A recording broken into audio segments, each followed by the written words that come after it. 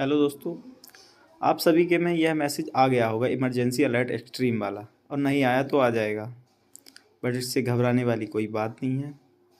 यह हमारी भारत सरकार दूरसंचार विभाग द्वारा सेल ब्रॉडकास्टिंग सिस्टम के माध्यम से भेजा गया है, जिससे अगर कभी भी इमरजेंसी पड़ती है, कोई आपदा आती है या कोई भी वो होती है दिक्कत, तो सरकार हम सब लोगों को इस मैसेज के द्वारा अलर्ट कर देगी।